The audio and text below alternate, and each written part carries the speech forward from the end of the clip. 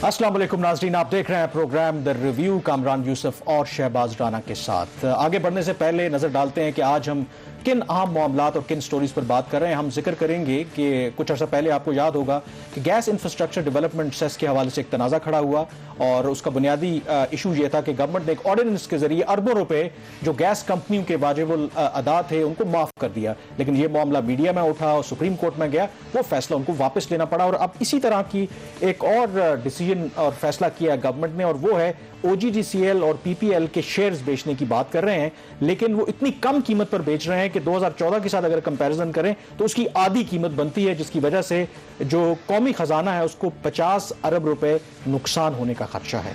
लेकिन प्रोग्राम का आगाज हम करेंगे आज। तारीखी दिन है अफगानिस्तान अमन अमल की अगर हम बात करें, बहुत डिले के बाद बिलाखिर आज दोहा में इंट्रा अफगान डायलॉग का बाकायदा आगाज हुआ है। आज ओपनिंग सेरेमनी हुई है और ये डायलॉग इसलिए इंपॉर्टेंट है क्योंकि ये डिटरमिन करेगा, ये तयन करेगा कि क्या अफगानिस्तान में मुस्तकिल अमन आ सकता है, क्योंकि एक फेज तो 9/11 के बाद है, लेकिन अगर ओवरऑल देखा जाए तो 1979 के बाद मुसलसल अफगानिस्तान के अंदर एक खाना जंगी है। और शहबाज इस लिहाज से ये मेरे ख्याल में बहुत तारीखी दिन इसलिए है क्योंकि पहला मौका है कि अफगान गवर्नमेंट और अफगान तालिबान आमने सामने अब मुज़ाकरात कर रहे हैं और एक उम्मीद की किरण यकीनन पैदा हुई है। ये आपने बिल्कुल ठीक है। जब इनका फरवरी के अंदर इनका जो इनिशियल मुआहिदा हुआ तो उसकी उम्मीद ये थी कि मार्च में इनके मुज़ाकरात स्टार्ट हो जाएंगे, दोनों तरफ से रुकावटें आई और ये इस चीज़ की एक्सपेक्टेशन थी कि ये रुकावटें आएंगी, ये अफगान तालिबान की साइड से भी आएंगी, अफगान हुकूमत की साइड से भी आएंगी। और अमेरिका ने भी एक स्टेज के ऊपर आपको याद है कि उन्होंने भी थ्रेट किया था कि हम भी इस मुआहिदे से विड्रॉ कर जाएंगे। लेकिन आज बॉटम लाइन इसकी कामरान ये है कि 19 साल की जंगोजदल के बाद और करोड़ों अरबों डॉलर का नुकसान करने के बाद हज़ारों जानें इसमें ज़ाया हुई, आज फिर सारी पार्टीज जो है वो अक्रॉस द टेबल बैठी हैं, उनको मुज़ाकरात करने पड़े हैं। और अगर ये मुज़ाकरात कामयाब हो जाते हैं, अभी तो ये प्रोसेस स्टार्ट हुआ है, अमेरिका के अंदर इलेक्शंस भी हैं, तो उनकी कोशिश तो है कि इसको नवंबर से पहले कंक्लूड कर लें। वो शायद कंक्लूड तो नहीं होंगे, लेकिन शायद फिर एक खत्ते के अंदर अमन भी आएगा और हम अपना शायद दफाई बजट भी कम कर सकेंगे और मामला बेहतर होंगे। ये क्लासिक एग्जांपल है, कहते हैं कि किसी जंग शुरू करना आसान होता है, जंग खत्म करना, एग्जिट स्ट्रेटजी जो है वो बनाना बहुत मुश्किल होता है। तो अमेरिकियों ने विद इन मंथ्स तालिबान को हटा तो दिया, लेकिन 19 साल का अरसा गुजरा और बहुत सी जो इंडिपेंडेंट असेसमेंट्स हैं वो लोग कहते हैं कि तालिबान का अब अफगानिस्तान में इतना असर रसूख है जो 2001 में भी नहीं था। और इसी वजह से अगर आप देखें ओवरऑल, मतलब मेरा अपना भी ये व्यू है कि तालिबान ने अभी तक कोई बड़ी कंसेशन नहीं दी, ना अमरीकियों को, ना अफगान तालिबान को, ना अफगान गवर्नमेंट को, लेकिन उसके बावजूद अब अफगान तालिबान को एक रिकग्नाइज किया जा रहा है, एक पॉलिटिकल एंटिटी। इसके अंदर आज जो कुछ हुआ, मतलब 3 जो बड़ी स्पीचेस वहां पे हमें देखने को मिली। एक तो जो मुल्ला अब्दुल गनी बरादर हैं जो डिप्टी पॉलिटिकल चीफ हैं अफगान तालिबान के और को फाउंडर भी हैं तालिबान मूवमेंट के, उसके साथ साथ अब्दुल्ला जो हेड कर रहे हैं अफगान जो डेलीगेशन है, और अमरीकी वजीर खारजा माइक पोम्पियो। तो एक नज़र दौड़ाते हैं कि उन्होंने बुनियादी तौर पर क्या कहा इन तमाम लीडरान ने, तो उससे एक सेंस डेवलप होती है कि क्या एक कंसेंसस हो पाएगा। मसलन अब्दुल्ला जो हेड कर रहे हैं अफगान डेलीगेशन को, उन्होंने जो अपने रिमार्क्स में ये कहा, उन्होंने कहा कि मुझे यकीन है कि अगर हम एक दूसरे का साथ देते हैं और ईमानदारी के साथ अमन के लिए काम करते हैं तो मुल्क में मौजूदा बदहाली ख़त्म हो जाएगी। और मुल्ला अब्दुल गनी बरादर उन्होंने भी इस तकरीब से ओपनिंग सेशन से खिताब किया और वो कहते हैं कि हम चाहते हैं कि अफगानिस्तान एक आज़ाद तरक्की याफ्ता मुल्क बन जाए और इसमें इस्लामी निज़ाम की एक शक्ल होनी चाहिए। मतलब उनका एम्फेसिस यही है कि वो इस्लामिक सिस्टम पे फोकस कर रहे हैं। और अमरीकी वज़ीर ख़ारजा माइक पोम्पियो ने इस मौके पर कहा कि मुस्तकबिल के सियासी निज़ाम का इंतखाब यकीनन आपने ही करना है। मतलब वो तमाम जो अफगान ग्रुप हैं उनको कह रहे हैं कि आपने फैसला करना है कि इसका क्या मुस्तकबिल होना चाहिए। और इसमें शहबाज जो पाकिस्तान की तरफ से वैसे तो फिजिकली जो हमारे स्पेशल एनवॉय हैं मोहम्मद सादिक वो वहाँ पर मौजूद हैं, लेकिन थ्रू वीडियो लिंक वज़ीर ख़ारजा शाह महमूद कुरैशी ने भी शिरकत की और इसको वेलकम भी किया जो भी हैं। और उसमें उन्होंने जो की पॉइंट्स थे, उन्होंने 4 नुकाती जो पाकिस्तान की हिकमत अमली एक वे फॉरवर्ड है वो सजेस्ट किया। तो उस पर अगर एक नज़र दौड़ाएं तो जो पहला पाकिस्तान की तरफ से सजेस्ट किया गया कि क्या वे फॉरवर्ड होना चाहिए, उन्होंने कहा कि अफगानों की क़यादत में अफगानों को कबूल अमन अमल की हिमायत जारी रखते हुए बैनुल अफ़गान मुज़ाकरात में पैदा होने वाले इत्तेफाक़ राय का एहतराम किया जाए। दूसरा जो सजेस्ट किया उन्होंने कि यकीनी बनाया जाए कि अफगानिस्तान में मुतशद्दद माजी लौट कर वापस ना आए और ना ही यहाँ उन अनासर को खुल खेलने का मौका मिले, मुयस्सर आए, जो इसकी सरहदों से दूसरों को नुकसान पहुंचाएं। और उसके साथ साथ उन्होंने जिक्र किया कि अफगानिस्तान की तामीर नौ और माशी तरक्की के लिए माशी सरगर्मियों की तकवीयत और नशोनुमा और वसाइल और मुद्दत के तयन के साथ अफगान मुहाजिरीन की बाइज्जत अपने घरों को वापसी। पाकिस्तान के लिए ये बहुत इंपॉर्टेंट है और अमन होता है, क्योंकि नुकसान भी पाकिस्तान को सबसे ज्यादा हुआ है, और अगर उसमें अमन आता है तो पाकिस्तान को भी होगा। मतलब लगभग अभी भी कोई 2.7 मिलियन यानी कि 27 लाख अफगानी पाकिस्तान, अफगान मुहाजिरीन पाकिस्तान के अंदर मौजूद हैं, और अगर उनके मुल्क में अमन होता है और बाइज्जत तौर पर वो वापस जाते हैं तो आप इमेजिन कर सकते हैं जो हमारे रिसोर्सेज पे इतना बोझ है उसका क्या फर्क पड़ेगा, और इकोनॉमी आप कवर करते हैं उसका इकोनॉमिक इम्पैक्ट कितना हो सकता है, क्योंकि अफगानिस्तान की वजह से, सिक्योरिटी हालात की वजह से हमारी इकोनॉमी ने बहुत सफर किया है। देखिए, अभी तक आपके जो बॉर्डर्स के ऊपर सूरत हाल ऐसी है कि तोरखम का बॉर्डर हो, चमन का बॉर्डर हो, वहां पे एक्स्ट्रा ऑर्डिनरी इनको सिक्योरिटी मईज लेने पड़ते हैं। जो आपके जो ट्रेडर्स होते हैं उनकी जो कॉस्ट ऑफ डूइंग बिजनेस है वो बढ़ गई है। और सबसे बड़ी बात यह है कि पाकिस्तान के बजट के ऊपर जो बोझ पड़ा है दिफाई बजट बढ़ने से, वो इतना ज्यादा बोझ पड़ गया है कि अब हम हमारे पास ये ऑप्शंस नहीं है कि हम इन चीजों को सस्टेन कर सकें। तो जो अमन है वो पाकिस्तान के भी फायदे में, वो भारत के फायदे में है, अफगानिस्तान के फायदे में। अमेरिका के पास अब प्रेसिडेंट ट्रंप जो इलेक्शंस के लिए जा रहे हैं, दोबारा री इलेक्शन के लिए, तो उनके पास भी एक पॉलिटिकल एक स्लोगन उनके हाथ में होगा कि उन्होंने एक बहुत बड़ी वहां पे कामयाबी हासिल की। लेकिन एक आपने जिक्र किया कि भारत के भी फायदे में, लेकिन पाकिस्तान का ख्याल है कि भारत उन ममालिक में शामिल है, और अफगानिस्तान के अंदर भी कुछ एलिमेंट्स हैं जो स्पॉयलर्स का किरदार अदा कर रहे हैं, जो नहीं चाहते कि अफगानिस्तान के अंदर इस तरीके का अमन हो, क्योंकि पाकिस्तान का ख्याल है कि ये जो बदअमनी है अफगानिस्तान के अंदर वो मौका फराहम करती है भारत जैसे ममालिक को कि वो इस्तेमाल करें अफगानिस्तान की सरजमीन पाकिस्तान के खिलाफ। और उनका ख्याल है कि अगर अफगानिस्तान के हवाले से अमन हो जाता है तो आप इमेजिन करें कि अफगान बॉर्डर के साथ जो हमारी कॉन्सेंट्रेशन है, जो हमारी फोर्सेस वहाँ पे लगी हुई हैं, तो जाहिर है कि पाकिस्तान को बहुत बड़ा कुशन मिलता है। फिर जो भारत के साथ हमारी अगर कोई कशीदगी होती है या बॉर्डर के साथ जो हमारे ऑप्शंस हैं वो खुल जाते हैं, तो शायद मेरे ख्याल में भारत ये चाहेगा कि पाकिस्तान और बाकी ताकतें वो प्री ऑक्यूपाइड रहे अफगानिस्तान के हवाले से। लेकिन उसके लिए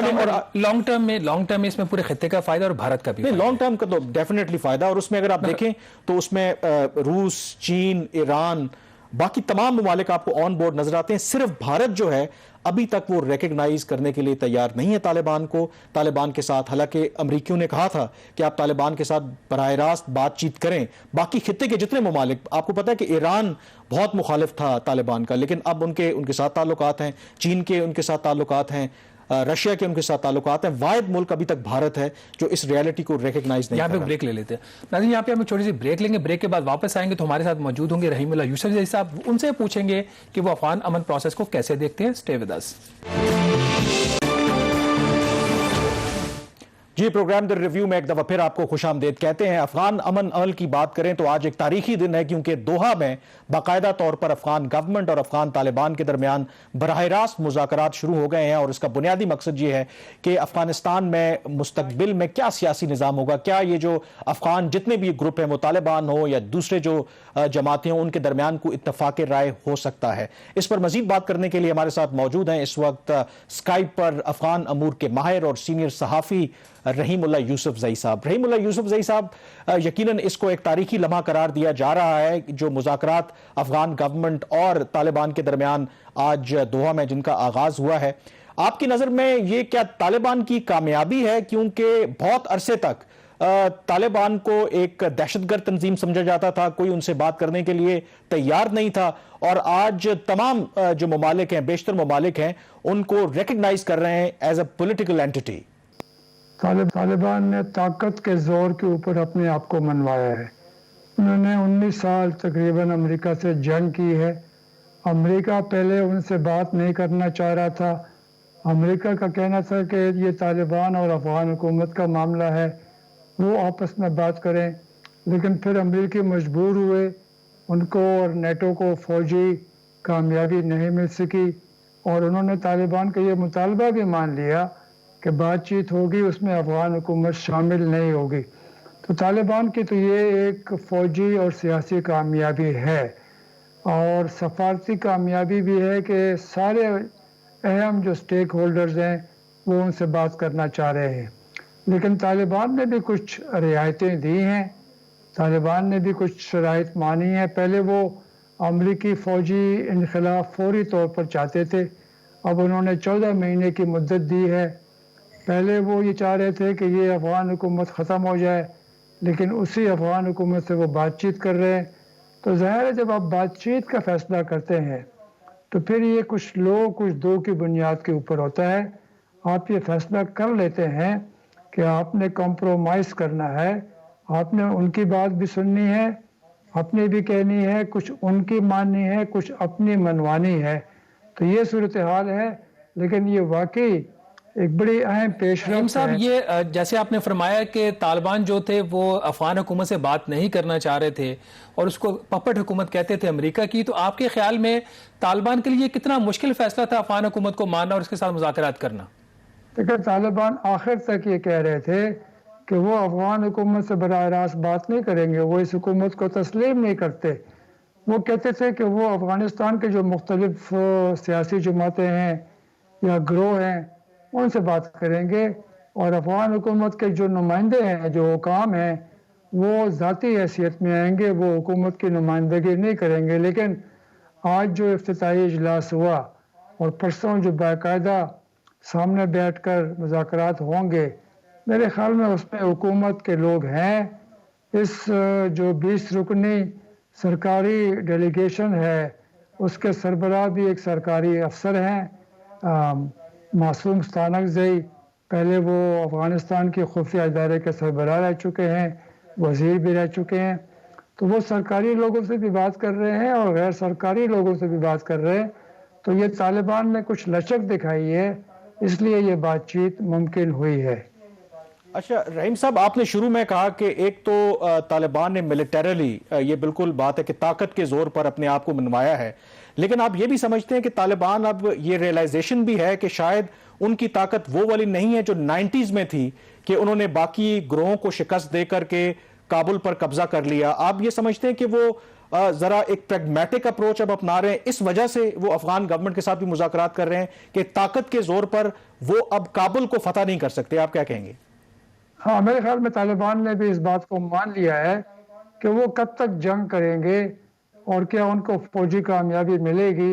मेरे ख्याल में ये उनका एक ज़ाहिर है, उनको ये बात समझ में आ गई है कि सियासी हल ही बेहतर है और सियासी तौर पर भी वो फ़वाइद हासिल कर सकते हैं। लेकिन जो 1990s में तालिबान को फौजी कामयाबी मिली थी, उस वक्त वहाँ पे कोई गैर मुल्की फ़ौज नहीं थी। अभी तो अमेरिका है, नेटो है, उनके पास हर तरह के हथियार हैं। तो ये सूरत हाल ज़रा मुख्तलिफ है। ये अमेरिका ने सहारा दिया हुआ है अफ़गान हुकूमत को, और उनकी जो फ़िज़ाई क़ुव्वत है वो तालिबान का रास्ता रोके हुए है। तो मैं समझता हूँ कि तालिबान ने हक़ाइक़ को देखते हुए फैसला किया है कि वो बातचीत करेंगे और बातचीत के ज़रिए अपना मक़ासद हासिल करेंगे।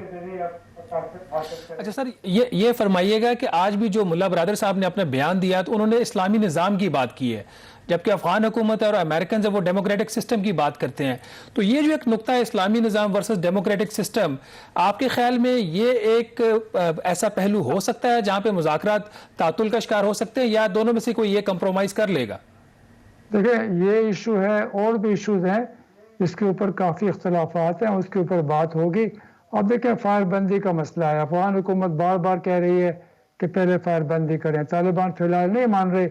तो मैं समझता हूँ कि ये इशूज़ जो हैं इनके ऊपर तातुल भी पैदा हो सकता है, इनके ऊपर इख्तलाफ राय मज़ीद बढ़ सकता है। लेकिन मेरे ख्याल में ये बातचीत ख़त्म नहीं होगी, इन इशूज़ के ऊपर बात होगी। कंप्रोमाइज़ होगा या नहीं होगा, तालिबान तो शरई निज़ाम के मुतालबे से पीछे नहीं हटेंगे। उन्होंने अपनी जंग को जिहाद का नाम दिया और इसलिए काफ़ी लोग उनके साथ शामिल हो गए। और अफगान हुकूमत चाहती है कि जो भी तब्दीली है। एक और बात भी तो है ना कि वो पहले जिस तरह अफगान गवर्नमेंट के साथ मुज़ाकरात नहीं करना चाहते थे, उन्हें पपेट कहते थे, लेकिन उसके बाद उन्होंने मुज़ाकरात भी किए। एक व्यू ये भी है कि शायद आज के जो तालिबान हैं वो उस तरह के तालिबान नहीं है, उनको ग्राउंड रियलिटी का पता है कि अगर उस तरह की शरीयत वो लेकर के आए और अपने आप को आइसोलेट कर लिया दुनिया से, तो उस तरह से निज़ाम नहीं चल सकता। आप तालिबान को बहुत करीब से जानते हैं, उनकी पुरानी लीडरशिप को भी, मौजूदा लीडरशिप को भी।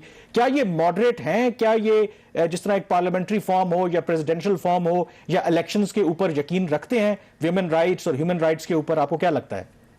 देखिए, तालिबान को कुछ बड़े बड़े फैसले करने हैं कि वो जमहूरियत को मानते हैं, क्या वो इस सियासी निज़ाम का हिस्सा बनेंगे, क्या वो इंतखाबात में हिस्सा लेंगे, क्या उनका जो शरई निज़ाम होगा वो पहले की तरह होगा, या जो उनका एमिरेट्स है, अमारत है, वो मुख्तलिफ होगी। मेरे ख्याल में ये इशूज़ जो हैं इसके ऊपर तालिबान में काफ़ी बातचीत हो रही है।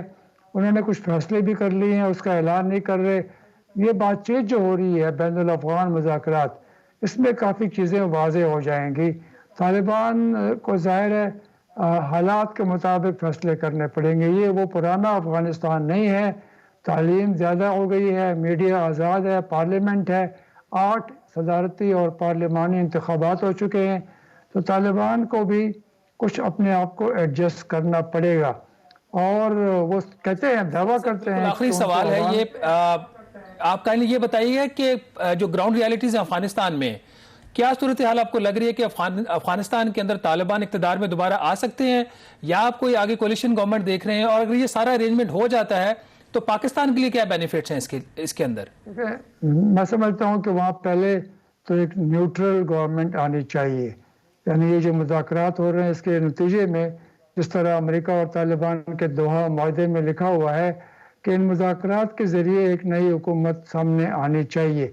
ज़ाहिर है मौजूदा अशरफ गनी हुकूमत इसकी मुखालफत करेगी, और वो कह भी रहे हैं कि अबूरी हुकूमत की बात नहीं करनी। लेकिन ये है कि अगर आप अबूरी हुकूमत नहीं बनाएंगे, निगरान हुकूमत नहीं बनाएंगे, तो फिर तो ज़ाहिर है ये मामला बड़ा पेचीदा हो जाएगा।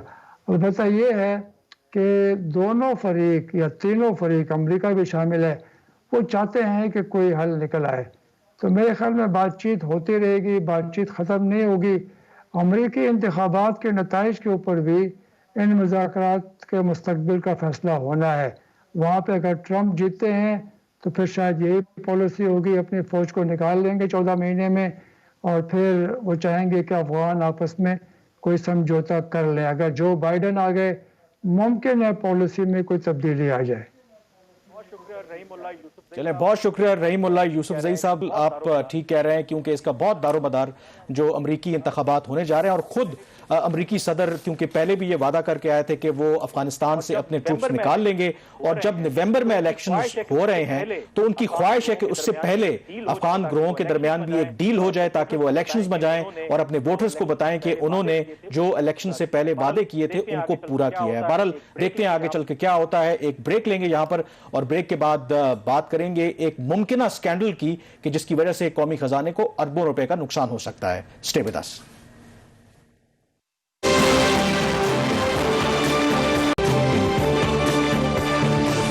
रिव्यू में एक दफा फिर आपको खुशामदीद कहते हैं। कुछ अरसा पहले गैस इंफ्रास्ट्रक्चर डेवलपमेंट सेस के हवाले से एक तनाज़ा खड़ा हुआ, क्योंकि तहरीक इंसाफ की हुकूमत ने रातों रात एक ऑर्डिनेंस जारी किया और अरबों रुपए जो वाजिबुल अदा थे इन गैस कंपनियों के, उनको माफ कर दिया। मीडिया में इस पर बहुत ज्यादा शोर मचा, सुप्रीम कोर्ट में भी ये केस मौजूद था, और फिर मजबूरन हुकूमत को वो फैसला वापस लेना पड़ा। अब हुकूमत इस तरह का कोई और काम करने जा रही है, और जो दो मुनाफा बख्श हुकूमती इदारे हैं, OGDCL और PPL, पाकिस्तान पेट्रोलियम लिमिटेड, इनके ये शेयर्स बेचने जा रहे हैं। और इसके अंदर कहानी ये है कि ये जो शेयर की कीमत है वो 2014 की जो कीमत थी उससे भी आधी कीमत में ये बेचने जा रहे हैं। तो शहबाज, क्या ये एक और स्कैंडल हमें बनता नजर आ रहा है अगर जो प्रपोजल और जिस तरीके से ये बेचना चाह रहे हैं ये उस पर अमल दरामद होता है? कहानी है क्या असल में इसमें? कामरान, जो हुकूमत जल्दबाजी इस वक्त दिखा रही है उसे लग तो ये रहा कि एक और स्कैंडल बनने जा रहा है, और इस वक्त जो स्कैंडल ये बनेगा इसकी जो कम से कम लागत बनेगी वो 50 अरब रुपया बनेगी। ये कोई छोटा स्कैंडल बनने नहीं, 50 अरब रुपए का नुकसान होगा। 50 अरब रुपए का हुकूमत नुकसान करने जा रही है, और वो भी उस केस में जहां पे मुनाफा बख्श इदारे हैं। इसमें कहानी ये है कि जो काबीना की रात से पहले जो निजकारी कमीशन का बोर्ड है उसने 29 जुलाई को एक फैसला किया कि पाकिस्तान पेट्रोलियम लिमिटेड के 10% शेयर्स और OGDCL के oil and gas development company के जो 7% शेयर्स हैं वो बेचे जाएं। ये फैसला इसके बावजूद हुआ कि जो पेट्रोलियम डिवीजन है जिसके अंदर ये OGDCL और PPL की कंपनीज हैं, उसकी रिकमेंडेशन ये है कि माली हालात ओवरऑल जो है इस वक्त, सॉरी, जो इकोनॉमी के हालात चल रहे हैं पाकिस्तान की इकोनॉमी के और ग्लोबली, जो इन्वेस्टर्स, एक तो उसका इंटरेस्ट नहीं है स्टॉक मार्केट्स में, अगर आप प्राइस आप लेने जाएंगे तो आपको सही कीमत नहीं मिलेगी। उन्होंने 2 खत हुकूमत को लिखे, एक उन्होंने फरवरी 2020 में लिखा, फिर उन्होंने दोबारा 8 मई 2020 को लिखा, और दोनों खतूत में उनकी ये रिकमेंडेशन थी कि आप ये शेयर्स मत बेचिए, इस वक्त मार्केट की कंडीशन नहीं है, अगर आपने इसको बेचना है तो माली साल 2020-21 में बेचिए, और वो भी उस सूरत में कि जब इसकी कीमत जो है वो मार्केट में बेहतर हो जाए। हम थोड़ा सा नाज़रीन की, मतलब ये बड़ी आप इंटरेस्टिंग बात कर रहे हैं कि पेट्रोलियम डिवीजन ज़ाहिर है कि वो डायरेक्टली इस मैटर को डील करते हैं। अगर वो ये सिफारिश कर रहे हैं कि आप इस मौके पर ना बेचें, एक तो इकोनॉमी की सूरत हाल, इन्वेस्टर्स को भी ज़्यादा इंटरेस्ट नहीं है और इसके जो मार्केट शेयर्स हैं वो भी कम हैं, तो फिर ये कौन है जो इस सारी रिकमेंडेशंस को वीटो कर करके चाहता है कि, मतलब गवर्नमेंट की क्या मजबूरी है इस वक्त? देखिए, इसमें जो फेस के ऊपर है वो तो आपका जो निजकारी की जो वजारत है वो है, उसके बाद वजारत खजाना और वफाकी काबीना ने इस फैसले की तौसीक कर दी है कि आप ये शेयर्स बेचिए।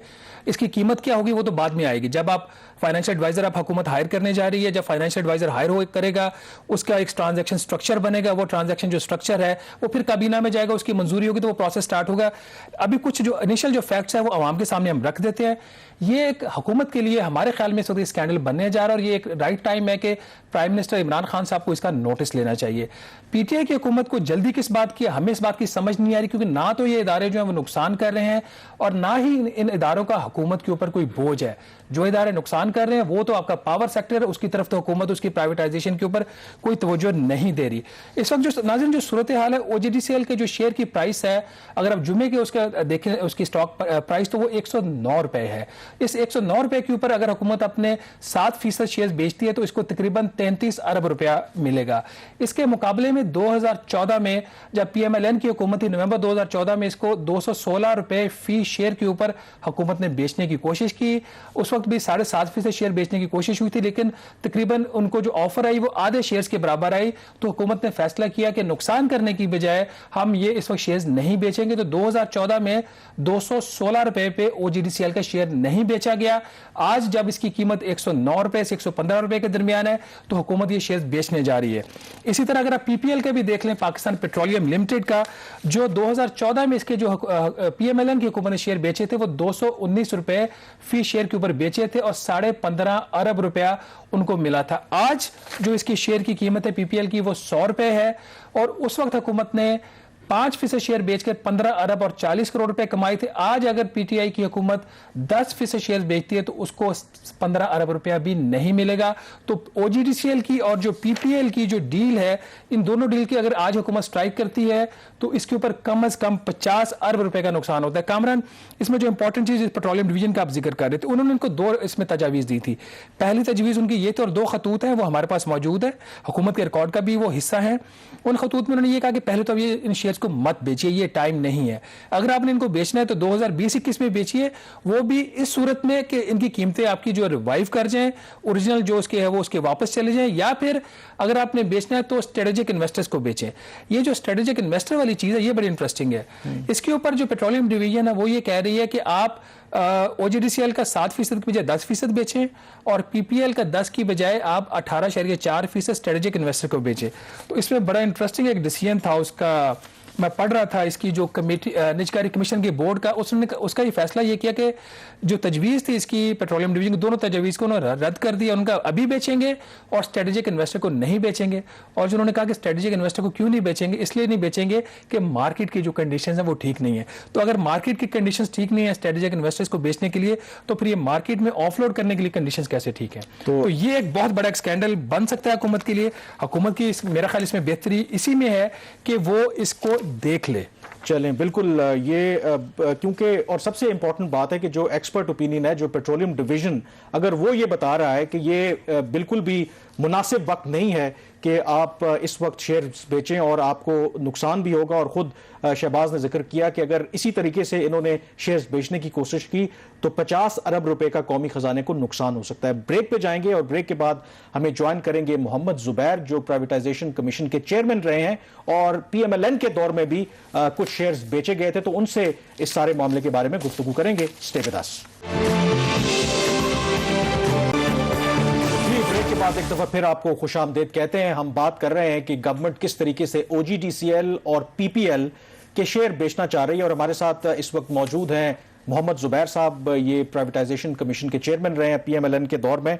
तो जुबैर साहब, आपके दौर में भी आपने भी कोशिश की OGDCL के शेयर बेचने की और 216 रुपए पर शेयर नवंबर 2014 में, लेकिन आप बेच नहीं सके थे, क्या वजह थी उसकी? बिल्कुल नहीं बेच सके थे। एक तो उसकी ये 2014 मेरा ख्याल है अगस्त सितंबर वगैरह की बात है, अक्टूबर की बात है, जब हमने कोशिश की थी OGDCL का। सारे ट्रांजैक्शन वाज ऑलरेडी अनाउंस, तो बिल्टअप होता है, 5-6 महीने फाइनेंशियल एडवाइजर्स अपॉइंट होते हैं और उसके बाद तमाम कार्रवाई होती है। बाय द टाइम हम उस प्रोसेस में आए, आपको पता है कि ऑयल मार्केट क्रैश कर रही थी पूरी दुनिया में, और जैसे जैसे वो गिर रही थी तो हर जो इदारा था या कंपनी थी वो इस इंडस्ट्री से, इस सेक्टर से बाहर निकल रही थी, और हम जाहिर है अट्रैक्ट करने के लिए जा रहे थे। बावजूद इन सब मुश्किलात के हम फिर भी सक्सेसफुल होते, लेकिन हमारे लिए जो उस वक्त की ऑपोजिशन थी और आज की जो हुकूमती पार्टी है PTI ने, क्योंकि उसका जो एक सिलसिला होता है रोड शोज, पहला रोड शो था लंदन में, जिसमें ग्लोबल इन्वेस्टर्स होते हैं और आप पिच करते हैं कि जी आप ये शेयर बेच रहे हैं, व्हाट इट ऑल मींस। पहला जो हमारा हुआ था तो पता चला कि PTI ने पेशावर हाई कोर्ट से स्टे ले लिया इसके खिलाफ, ट्रांजैक्शन करने के खिलाफ। और स्टे का मतलब यह है कि लीगल जैसे ही इश्यूज आएंगे और उसके आगे 10 दिन हमने रोड शोज करने थे बाकी तमाम फाइनेंशियल हाउस में। तो एक तो वो अफेक्ट हुआ, हमने बावजूद उसके हमने रोड शोज तो मुकम्मल किए, लेकिन जाहिर है ऑर्डर ये था कि हम उसको बेच नहीं सकते। फिर हमने सुप्रीम कोर्ट जाना था and all of that stuff. उस दौरान और फर्दर मार्केट खराब होती चली गई और OGDCL का शेयर आपने कहा 216 रुपए, बिल्कुल सही कहा, 270 वगैरह से वो गिर के एक महीने में 218, 19, 16 वगैरह तक आ गया था। तो हमारी जुबैर साहब, अभी आप लोग 216 रुपए पे नहीं बेच सके, हुकूमत इस वक्त जब शेयर बेचने जा रही है तो जो कीमत है वो 110-115 रुपए के ऊपर है, और बिजनेस रिकॉर्डर में 8 सितंबर के एक आर्टिकल भी आया था कि जो इसके नेट लिक्विड एसेट्स हैं OGDCL के, उसकी अगर आप फी शेयर प्राइस निकालें तो 111 रुपए बनती है, यानी कि जो उसकी वैल्यू एक्चुअल उससे भी ये नीचे शेयर बेचने जा रहे हैं। तो आपके ख्याल में इसके पीछे क्या वजह हो सकती है और ये अर्जेंसी क्यों है इतनी हुकूमत को कि 216 पे तो आप लोग एक पॉलिटिकल रिस्क नहीं ले सके और ये 110 रुपए पे रिस्क लेने को तैयार है? शहबाज, एक तो मैं तो कोर्ट जाऊंगा, और मैंने ये अभी थोड़े दिन पहले मैं प्राइवेटाइजेशन बोर्ड के मेंबरान ज्यादातर वही हैं जो मेरे जमाने में थे, मैं तो कोर्ट जाऊंगा। मैंने उनको कह भी किया कि जी आपने हमें 216 पर बेचने नहीं दिया और आप 110 पर अब बेचने जा रहे हैं, तो ये जो इतना 100 रुपए से ज्यादा का फर्क है, इसकी जो और आप सोचे अगर उस पर बेच दिए जाते हैं और उसको अगर आप उसी पैसे को अगर आप इन्वेस्ट करते और उसका इस्तेमाल करते तो कितना ग्रो कर चुका होता। तो मेरा नहीं ख्याल है कि ये। अच्छा जुबैर साहब, ये तो आप बता रहे हैं कि असूली तौर पर आप कोर्ट में जाएंगे, तो आप वहां पे क्या प्ली लेंगे? क्योंकि ब्रेक से पहले भी हम ये एक बात कर रहे थे, अब इस तरह, क्योंकि मार्केट आपके दौर में भी आपने कहा कि मार्केट क्रैश कर गई थी, अब तो कोरोना की वजह से तो बिल्कुल ही बुरे हालात हैं, तो आप किन ग्राउंड्स पे ये चीज चैलेंज करने जा रहे हैं? इसमें आपको कोई मैलाफाइडी नजर आ रही है, कोई स्कैंडल है, कोई पैसा बनाना चाह रहा है इसमें? जी, पहली तो बात यह है कि आपने ये ओवरऑल जो प्राइवेटाइजेशन का प्रोसेस है, जिसमें आपने ये सुना रूजवेल्ट होटल के हवाले से या आउटसोर्स करने के हवाले से ये जो एयरपोर्ट्स हैं, ये तमाम में एक ऐसा शक पैदा होता है कि भाई सेंस ऑफ अर्जेंसी क्यों है? जब न्यूयॉर्क जैसी जगह का होटल आप कुछ भी उधर करने जाएं, लॉन्ग लीज करने जाएं, बेचने जाएं, इस वक्त ये डिस्कशन करना मेरा ख्याल है मज़ाक़ खेज बात है। सिवाय इसके कि ये कोई जुल्फी ट्रंप टावर में कन्वर्ट होने जा रहे हैं, पर आपको पता है कि कमेटी सेटअप की गई, हालांकि ये एक्सक्लूसिव डोमेन होता है प्राइवेटाइजेशन कमीशन बोर्ड का, वो फाइनेंशियल एडवाइजर। जुबैर साहब, वो मामला तो सेटल हो गया, वो कमेटी डी नोटिफाई होगी। आप जो फरमा रहे हैं कि आप कोर्ट नोटिफाई शहबाज इस वजह से हुई थी कि हमने उस पर शोर मचाया था, आप लोगों ने शोर मचाया था, हमने पार्लियामेंट्री कमेटी में शोर मचाया कि भाई ये क्या मजाक है, क्यों आप एक प्रोसेस से हट के क्यों एक चीज बात कर रहे हैं? नहीं जुबैर साहब, मेरा इसमें सवाल ये है, जो कामरान का भी सवाल था, एक कि आपका इस पे प्ली क्या होगी, और दूसरा कोर्ट में जाने के लिए थोड़ा सा आपको पॉलिटिकल मसल्स दिखाने पड़ते हैं, और 2 साल से लग ऐसे रहा है कि PMLN के पॉलिटिकल मसल थोड़े से कमजोर हो गए हैं, तो यहां पे आप अपनी इंडिविजुअल कैपेसिटी में जाएंगे या PMLN के प्लेटफॉर्म पे जाएंगे उसके लिए, क्योंकि आप तैयार हैं कि आप अपोजिशन कर सकेंगे? एक तो आप मसल को जो डिफाइन करते हैं ना, वो उस तरह से करते हैं जिस तरह से इमरान खान साहब मसल दिखाते थे, तोड़ फोड़ वाली सियासत। मेरा ख्याल है वो हमारे मसल कम है, खुद देख कह रहे हैं। लेकिन जाहिर सी बात है, आप जब कोर्ट पे जाएंगे तो आप एक बड़ी लॉजिक और एक उससे जाएंगे अपने। पहली बात तो ये है कि जब हम ट्रांजैक्शन करने जा रहे थे तो उस वक्त पीटीआई का मौकफ ये था कि OGTSL के शेयर नहीं बेचने चाहिए, शेयर भी हम बेचते हैं, बिल्कुल ऐसी ट्रांजैक्शन करने जा रहे थे ना, कोई मौकफ नहीं थी उसमें बात। इन्होंने जाके वहां की लेबर यूनियन से स्ट्राइकिंग करवाई। तो पहले तो हमें ये बता दें कि अब क्या हालात चेंज हो गए कि अब आप कह रहे हैं कि 110 बेचने के लिए तैयार है, जब 216 बेचने के लिए आप मना कर रहे थे। तो एक तो हमारा बड़ा एक जेन्युइन क्वेश्चन है in the interest of Pakistan. लेकिन जुबैर साहब, बिल्कुल आप बात सही कह रहे हैं, लेकिन क्या आप उनसे अब बदला लेना चाह रहे हैं कि उन्होंने आपको ट्रांजैक्शन नहीं करने दी थी तो इसलिए अब आप इनको भी नहीं करने देंगे, या आप समझते हैं कि आपका एक जेन्युइन केस है? क्योंकि प्रिंसिपली तो आप अग्री करते हैं ना कि आप शेयर्स बेचने चाहिए, तो क्या सिर्फ आप रिवेंज के तौर पर कोर्ट में जाएंगे या कोई और रीजन भी है? नहीं, एक तो रिवेंज नहीं, मैं तो प्राइवेटाइजेशन प्रोसेस से आप प्रोग्राम में भी मैंने सपोर्ट किया था। हम किस बेसिस पर रिवेंज की बात कर सकते हैं? सेकंड चीज ये है कि the timing of it, that is extremely important. Why at this moment? हम इंतजार क्यों नहीं कर सकते? हालात का एक overall business environment, not just in Pakistan, overall Pakistan दुनिया में ठीक अगर होगा, क्योंकि ये ग्लोबल ट्रांजैक्शन है ना, ये पाकिस्तानी तो ट्रांजैक्शन है नहीं कि आप को कंसर्न नहीं है कि अमेरिका में क्या हो रहा है, यूरोप में क्या हो रहा है। ज्यादातर ग्लोबल फंड ही बाय करते हैं, तो ये तो माहौल है ही नहीं। मेरा नहीं ख्याल है कि दुनिया में कोई भी मुल्क ग्लोबल ट्रांजैक्शन इस वक्त करने जा रहा है। तो एक तो ये है कि सेकंड पॉइंट ये है। तीसरा पॉइंट ये है कि जी पाकिस्तान की इक्विटी मार्केट जो है वो अब संभलनी शुरू हो गई है, पर हो सकता है आइंदा आने वाले 2 साल में इतनी ज्यादा पिटाई होने के बाद हो सकता है नेक्स्ट फ्यू मंथ्स में और इम्प्रूव होगी और share price particularly of these transaction of these companies जिनकी आप करने जा रहे हैं बेटर होगी। तो जब बेटर होगी तो आपके पास चांस है। वाई या तो ये है कि मुझे ये बताया। बिल्कुल ठीक, बिल्कुल ठीक। जुबैर साहब, एक और सवाल है, ये थोड़ा सा PMLN के ऊपर एक चार्जशीट भी आती है। प्राइवेटाइजेशन बोर्ड ने एक रिसीवेबल की कमेटी बनाई थी और उस कमेटी की जो रिपोर्ट है वो 29 जुलाई को बोर्ड में जाती है और बोर्ड जो है उस कमेटी की रिपोर्ट को इंडोर्स कर देता है। उसकी जो मेन फाइंडिंग्स हैं कि जो 1991 से लेकर आज तक आपके टाइम तक जो प्राइवेटाइजेशन हुई 148 अरब रुपया जो है वो अभी तक रिकवर नहीं हो सका है, और उसमें जो सबसे बड़ी अमाउंट है 142 अरब रुपए की इत्सलात की प्राइवेटाइजेशन की है। तो उसकी फाइंडिंग्स के अंदर ये चीज लिखी हुई है कि जो हुकूमतें थी, जिसमें सारी हुकूमतें थी, आपकी भी थी, कि जो फोकस था वो इदारों को बेचने के ऊपर था, उनकी रिकवरी के ऊपर नहीं था। आप जब प्राइवेटाइजेशन के चेयरमैन थे बोर्ड के, तो आपने कोशिश की थी इत्सलात वाली।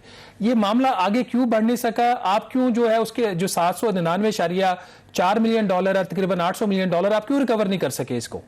उससे बड़ा सिंपल से बात एक मेरा ख्याल है, उसमें जब जो भी आपको हिस्ट्री का पता है, जब PTCL की प्राइवेटाइजेशन हुई और जिस तरह से AC सलाहत ने ओवरबिड किया था, उसके बाद हमने बहुत मुश्किल से उनको मना के वापस लेके आए और टर्म्स ऑफ पेमेंट हमने ऐसी की जिसमें ये डिफाइन किया गया कि 12 बिलियन जो है 1.2 बिलियन जो है वो बेस्ड ऑन सर्टेन कंडीशनैलिटीज होंगे, और उसमें जो मेन कंडीशन थी वो जो प्रॉपर्टीज थी 3000 से ज्यादा उसकी PTCL के नाम पर। लेकिन सर वो तो 33 पे रह गई ना, अभी वो तो बात आगे बढ़ गई उससे बहुत। लेकिन उसके बाद देखते हैं उसमें जो ओरिजिनल एग्रीमेंट था उसका ये था जनवरी 2006 या जनवरी 2007, मुझे एग्जैक्टली याद नहीं है, उस तक हमने कंप्लीट करनी थी और उस वक्त तक $400 मिलियन इतिलात ने पे किए थे आउट ऑफ $1.2 बिलियन, तो 800 मिलियन फंस गए थे। जब तक हमारी हुकूमत आई थी एक भी प्रॉपर्टी ट्रांसफर नहीं हुई, पर हमने पहली कोशिश की ट्रांसफर करने की कि हमने तकरीबन कुछ 100 या उससे कम रह गई थी, हमने बाकी सारी ट्रांसफर कर दी। That is where we left. और ये मैं आपको बता दूं बिल्कुल फ्रैंकली, शायद मुझे लोग क्रिटिसाइज भी करेंगे इस बात पर। देखें, अगर तो ये आ गए, ये आप इसको बहुत बड़ा बोनस दीजिए, बट आई डाउट कि वो इतने अरसे के बाद रिकवर हो जाएंगे, बिकॉज ऐसी प्लाट का हमेशा ये मौके रहा था कि आपने कंडीशनल fulfill करनी थी by a certain date, and you did not fulfill that condition by a certain date. Therefore, they have the right. But still, हमें हमारे पर इल्जाम लगाया जाता था कि हम ये नहीं लेके आते कि हमारी वहाँ बिजनेस इंटरेस्ट है या पर्सनल इंटरेस्ट है। आज 2 साल हो गए इस हुकूमत को, और मैं ये भी बता दूं, मैंने प्राइवेटाइजेशन कमीशन के बोर्ड को भी कहा है कि हमारा जो फाइनल अंडरस्टैंडिंग हुई थी वो डेट इज डॉक्यूमेंटेड, वो पीपल कमेटी को ही मैंने ये बताया था जो अभी आप इसका रेफरेंस कर रहे हैं। वो अगर उसमें अगर आप कंडीशंस और पॉइंट्स कंसिडर करते तो मेरा ख्याल है उधर से बात आगे जाए। And you must engage. चले जुबैर साहब, आपका बहुत शुक्रिया। हमारे पास टाइम की कमी है, इसके ऊपर आपसे फर्दर डिस्कशन भी करेंगे। नाज़रीन, जो निजकारी है इसकी उस तरह कोई भी मुखालफत नहीं कर रहा, लेकिन इसमें असल बात यह है कि क्या वो इदारा जो पहले ही मुनाफा में है और उसकी जो मैनेजमेंट है या तो ज़्यादातर प्राइवेटाइज है या उस मैनेजमेंट को वो मार्केट बेस के ऊपर वो जो इदारे वो चल रहे हैं, क्या उनको प्राइवेटाइज करने की ज़रूरत है, उनके जो शेयर्स हैं उनको बेचने की ज़रूरत है, या फिर वो इदारे जो सालाना जो आपको हज़ारों करोड़ों रुपए का नुकसान कर रहे हैं, जो सालाना इस वक्त नुकसान हो रहा है पावर सेक्टर का वो 550 अरब से 600 अरब रुपए तक है। तो कोशिश ये होनी चाहिए कि पावर सेक्टर को प्राइवेटाइज कीजिए, ना कि वो इदारे जो हुकूमत को पहले ही मुनाफा दे रहे हैं। इसके साथ ही मुझे और कामरान यूसुफ को अगले हफ्ते के लिए इजाजत दीजिएगा। अल्लाह हाफिज।